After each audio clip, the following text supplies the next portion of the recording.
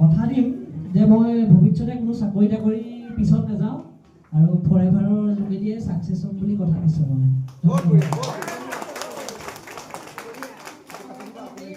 আজি অনুষ্ঠানত মই উপস্থিত হোৱা সকলোকে ধন্যবাদ জনাইছোঁ, কাৰণ অকলে এই যিটো আমাৰ ব্যৱসায় অকলে কৰিব নোৱাৰি। আপোনালোক সকলোৰে সহায় সহযোগৰ জৰিয়তেহে আমি ছাকচেছ হ'ব পাৰিছোঁ বা পাৰিম।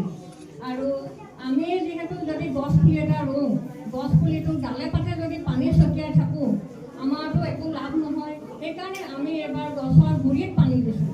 গছৰ গুৰিটোৱে গছজোপাই হৈছে আমাৰ ফৰেভাৰ আৰু আমাৰ গছৰ গুৰি হৈছে আমাৰ ৰিতুল চেতিয়া চালা। সেইকাৰণে আমি গুৰিত পানী দিলেহে আমাৰ গছজোপা মানে সজীৱ হ'ব বুলি আমি সকলোৱে জানিব পাৰিছোঁ। সেইকাৰণে আমি সকলোৱে ফৰেভাৰত জইন কৰি ছাকচেছ হ'ব পাৰিছোঁ। আৰু মই মোৰ বিষয়ে কি ক'ম, মই এটা বেংকৰ মালিকনী আছিলোঁ। দুৰ্দশাৰ পিছত মই নিথৰুৱা অৱস্থা হ'ল, কিন্তু মই মনটো মানে কেতিয়াও পেলাই দিয়া নাছিলোঁ। মোৰ ল'ৰা শশাংক 18, 19, 20 চনত সকলোৱে ভাবিছিলে ল'ৰাটো নাবাচিব। সেই ল'ৰাটো এতিয়া ছুপাৰভাইজাৰ হিচাপে অসমৰ আপোনালোকৰ আগত মই পৰিচয় কৰাব পাৰিছোঁ।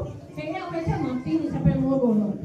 আৰু আমাৰ ইয়াত পিছৰ মাহৰ যিটো অনুষ্ঠান হ'ব, তাত আপোনালোকে দেখিব CRPFৰ জোৱান হওক। আৰু এটা ভাল খবৰ, এজন বৈজ্ঞানিক নিশ্চয় ডক্টৰ জোনালী গোস্বামীও পিছৰ অনুষ্ঠানত আপোনালোকে দেখিব পাৰিব।